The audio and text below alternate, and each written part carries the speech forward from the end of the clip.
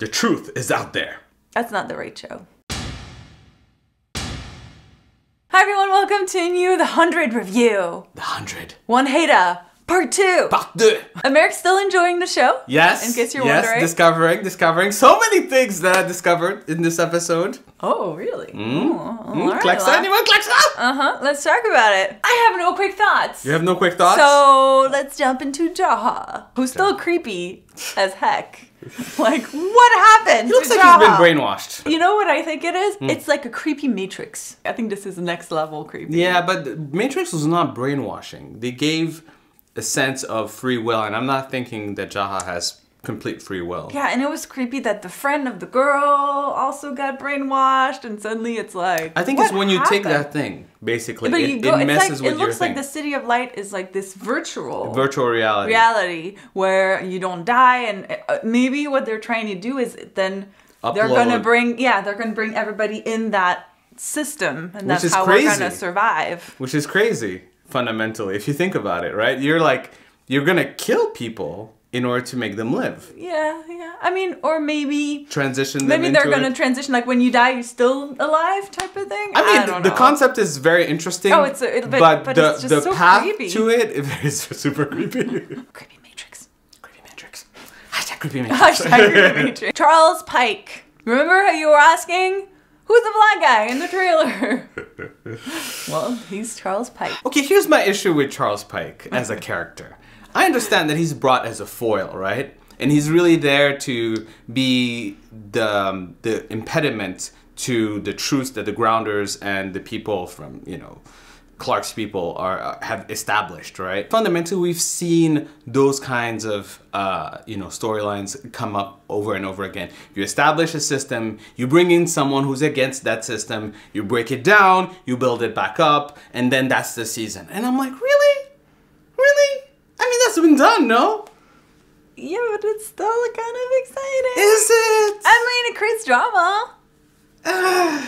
Yeah, well, we'll see. I will say this. The part about the whole reunion of the two groups that I liked was seeing Monty and his mom, reunite and tell the story with the dad. I thought that was pretty emotional. I had doubts about it though. Okay. I don't know. Maybe it wasn't 100% legit.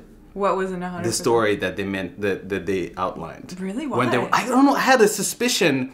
Because the guy, at some point, she stopped telling the story, and Pike. Because she couldn't.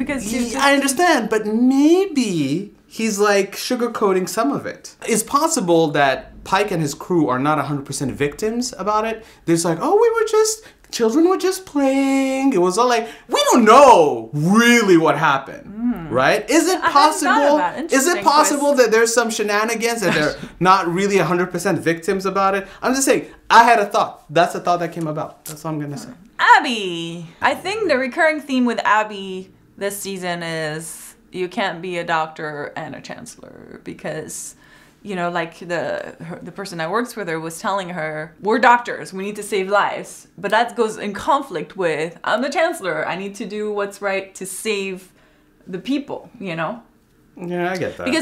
Because as a doctor, you need to go to Mount Weather. Actually, but as a chancellor, you're like, yeah, and you know what? Because I hadn't watched the previous seasons, I was like, what's the big deal? Go to Mount Weather. And basically you just mentioned the fact that it was such a place that had a lot of symbolism for the Grounders, right? Like a place of death and horror and all that. And torture and all that. That, associating yourself to this place was wrong. But I like the fact that the Grounder that they were saving actually made the point. Is places are not evil. People are evil. And I think that's fundamentally, the kind of rational thinking that is kind of missing. Because if you think about it, a lot of the storylines are being driven by emotion. Even Pike was like, what do you guys mean you're not in Mount Weather? That's ridiculous. And it's Pike, the voice of reason. Pike, the voice of reason.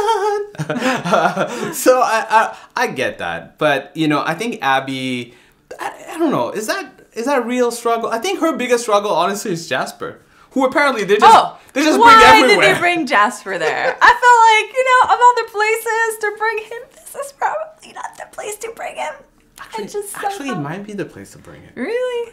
And just lock him up there? Yeah.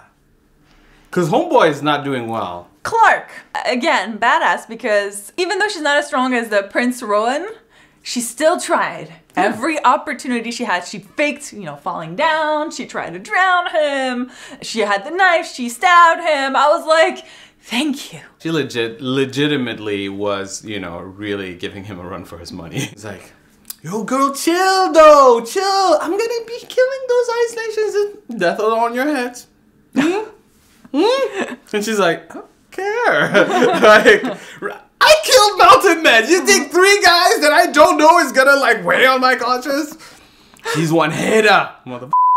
Bellamy, as a Bellark fan, in case you didn't know, I like the moment where he finds her and they have this sweet like 1 second moment where he's like, I found you, type of thing, and then he gets, you know, stabbed and left behind by Prince Rowan.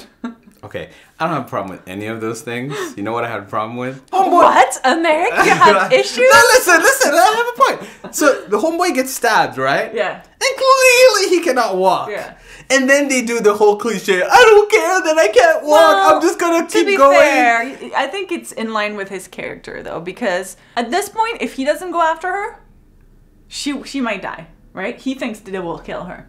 So I think he's trying to push himself. Obviously, physically, he's like, I can't. But I get it. I get the sentiment. If he's gonna dress up as Ice Nation, put his life at risk, just trying to get to her, it makes sense that he's gonna try until like he can. I get that. I'm cool with that, but I feel like they could have been done differently. I think you're just being very picky on this one. I'll call you out. You know what? I am picky. That's true. I have higher standards for Bellamy.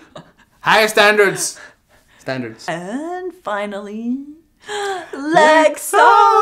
The reveal was like kind of interesting. I did not expect Oh, that. yeah? Okay, I was like, good. oh, that's Ice Nation for sure. We're gonna see the Ice Nation queen. And then it's Lexa. And then all of it came back. And then the prince. And then we find out he's the prince. Of Ice Nation. He's the son of the Ice Queen. And he's been banished. And he wants her to lift his banishment. But the part that was messed up was the fact that the guy brings her Clark, and she reneges on her deal and says, you know, I will honor our deal when... What was the thing?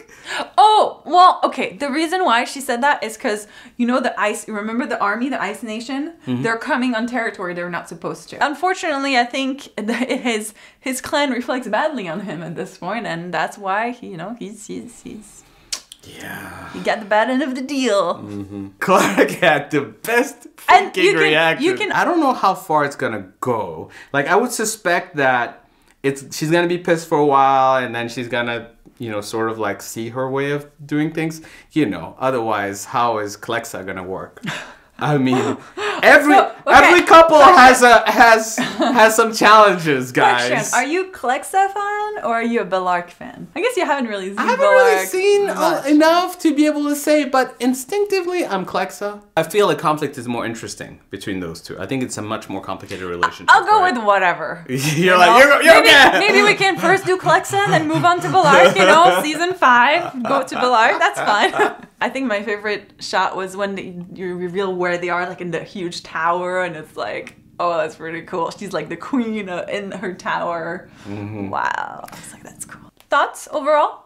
Overall, better episode than the first one. I feel like they work well together. I think you should probably watch 1 and 2 together. Yeah, and I think that it really like allowed to set up some interesting plot points for the rest of the season. I'm hoping that some of those plot points are not as you know, predictable as I suspect they might be.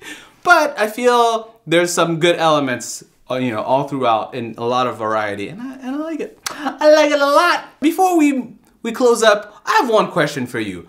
Are you a Lexa or are you a Bellark? Where should I go, guys? You know, let me know. Show me the way.